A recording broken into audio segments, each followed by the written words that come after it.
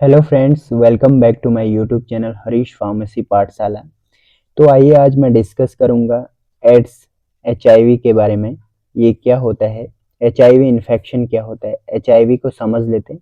HIV is the human deficiency virus.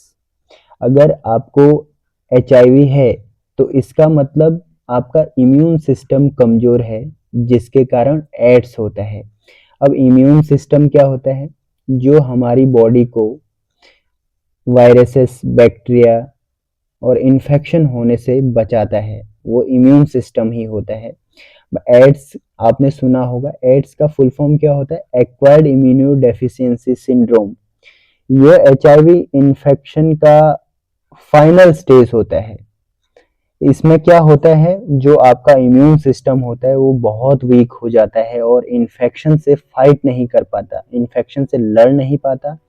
जब foreign material या फिर वायरस या फिर बैक्टीरिया होते हैं, वो क्या करते हैं? इन्फेक्शन को कॉज करते हैं।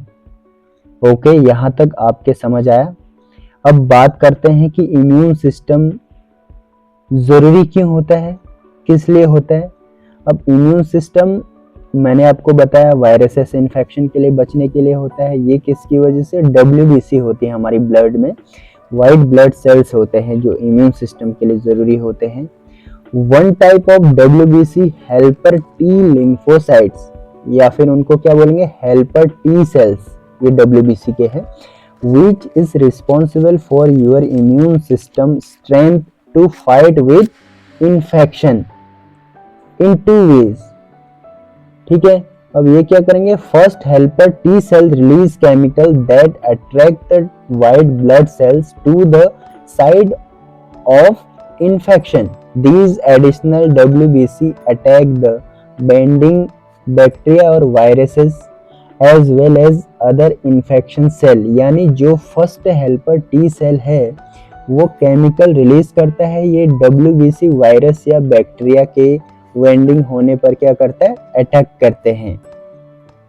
अब सेकेंड हेल्पर टी सेल की बात करते हैं। Second helper T cell release chemical that cause other WBC to multiple. अब ये जो सेकेंड टी सेल है वो एंटीबॉडीज बनाते हैं। ठीक है, यानी हेल्पर टी सेल जो सेकेंड टाइप के हैं वो बहुत सारे कॉपीज बनाएंगे, मल्टीपल्स बनेंगे, तो एंटीबॉडीज बनाएंगे। जो एंटीबॉडीज क्या करते हैं?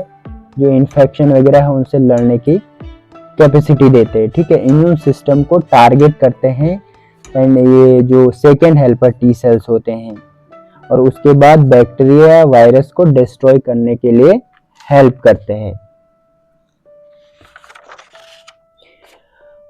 इफ यू हैव एचआईवी, अगर आपको एचआईवी है, it travel to your blood और other body fluid to infect and kill WBC. मतलब आपको एचआईवी है तो आपके ब्लड या दूसरे फ्लूइड के द्वारा आपकी बॉडी में ट्रेवल करता है। अब कोई भी इन्फेक्शन है, वायरस है, वो आपकी बॉडी के ब्लड के थ्रू ही आपकी बॉडी में ऊपर नीचे इधर उधर घूमता है। Virus enter helper T cells which are the primary target, one inside virus makes many copies of itself. यहाँ पर आप दोनों स्टूडेंट समझ सकते हैं जो हिंदी मीडियम से स्टडी करते हैं, इंग्लिश मीडियम से स्टडी करते हैं। अब यहाँ पर क्या होता है, ध्यान से सुनिए। जब वायरस एंटर होता है तो उसका पहला टारगेट क्या होता है? यही होता है कि जो इम्यून सिस्टम डब्ल्यूबीसी में जो हेल्पर टी सेल्स होते हैं उसमें जाकर अपनी क्या करता है, बहुत सारी कॉपीज बना देता है, जिससे वो क्या होता है, पूरी बॉडी में फैल जाता है। तो अब यहाँ पर जो टी सेल है अपनी एबिलिटी को क्या कर देता है, खो देता है, क्योंकि जो वायरस है उसकी बहुत सारी कॉपीज है। हमारी इम्यून सिस्टम डब्ल्यूबीसी से ज़्यादा उसकी कैपेसिटी हो गई है, जिसके कारण इन्फेक्शन से लड़ने की क्षमता को खो देता है टी सेल्स। ठीक है, और जो हमारी इम्यून सिस्टम है वो हमारी बॉडी को प्रोटेक्ट नहीं कर पाती है। And now HIV spread to whole body and more of your helper T cells weakening your immune system. यानी कि अब एचआईवी जो है हमारी जो पूरी बॉडी में फैल चुका है, हेल्पर टी सेल ऑलरेडी कमज़ोर हो चुका है, इम्यून सिस्टम हमारी बॉडी को प्रोटेक्ट नहीं कर पा रही है, अब यह आपकी पूरी बॉडी में फैल चुका है। ठीक है, तो डेफिनेटली आपका इम्यून सिस्टम कमजोर पड़ जाएगा। अब इसका रिजल्ट ये होगा कि जो अदर इन्फेक्शन हुए आपकी बॉडी में, अदर वायरसेस तुरंत आपकी बॉडी में एंटर कर जाएंगे, इन्फेक्शन तुरंत आपको लगने लग जाएगा। तो ये जो इन्फेक्शन उसको अपॉर्चुनिस्टिक इन्फेक्शन भी कहते हैं। तो अब जब आपको एचआईवी है तो इम्यून सिस्टम कमजोर हो गया, अदर इन्फेक्शन है वो भी तुरंत आपकी बॉडी को पकड़ रहे हैं, तो ये दोनों क्या मिलके क्या हो जाएगा अब, यानी कि एड्स हो जाएगा। अब आपको मान लेते हैं न्यूमोनिया है या अदर कोई कैंसर है, कुछ भी है, तो एकदम से ठीक नहीं होगा आप कितनी भी मेडिसिन लें, ठीक है, क्योंकि यह एड्स का रूप ले चुका है। कैंसर जैसी वगैरह बीमारियां भी हो सकती है, ठीक है। तो एचआईवी कैसे फैल सकता है, एचआईवी फैलने के क्या क्या कारण हो सकते हैं, आइए डिस्कस करता हूं आपके साथ। ये इन्फेक्टेड बॉडी फ्लूइड्स द्वारा होता है। बॉडी फ्लूइड्स में सभी आते हैं, छींक वगैरह आती है, स्पर्म आते हैं, ब्लड आता है, ये सब फ्लूइड्स में आते हैं।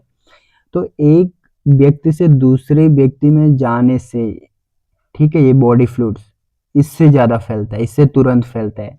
जैसे अनप्रोटेक्टेड सेक्स है, शेयरिंग ड्रग्स, इन्फेक्शन, नीडल्स, और जो जिस माँ पर है अपने बच्चे को दूध पिलाती है। अब ये कैसे ठीक हो सकता है, अब इसके क्या है, अब इसमें हम जो मेडिसिन यूज करते हैं इसको ठीक करने के लिए उनको क्या बोलते हैं, एंटी रेट्रोवायरल ड्रग्स बोलते हैं। ये एचआईवी के प्रोसेस को डिसरप्ट कर देते हैं। अब एचआईवी की जो प्रोसेस है उसको डिसरप्ट करेंगे तो वायरस को आपके सेल में अटैच होने से बचाएगा, ठीक है। अब अदर क्लासेस के जो ड्रग्स हैं, एंटी रेट्रोवायरल ड्रग्स, ये क्या करते हैं, वायरस या बैक्टीरिया के ट्रांसक्रिप्ट को इनहिबिट कर देता है। मैंने बताया था कि जब बैक्टीरिया का mechanism of action, pharmacological action पढ़ाया था, उसका सेल के बारे में पढ़ाया था, तो उसमें बताया था कि बैक्टीरिया कैसे ग्रो करता है, ठीक है, कैसे फैलता है। तो इसके फैलने को ही ये क्या कर देगा, रोक देता है। ये एंटी रेट्रोवायरल जो ड्रग्स होती है वो एचआईवी को पूरी तरह से खत्म तो नहीं कर पाते हैं, बट इसको कम जरूर करते हैं। इम्यून सिस्टम को, उसकी कैपेसिटी को क्या करते हैं, बढ़ाने में हेल्प करते हैं। अब इससे बचने के उपाय क्या है, अगर आपको न्यूमोनिया है, लंग्स की बीमारी है, ट्यूबरकुलोसिस है, तो अपने पार्टनर्स का स्टेटस जरूर चेक करें and avoid vaginal and anal sex, ठीक है। Thanks for watching. Subscribe if you like and this information. Meet you soon in next topic.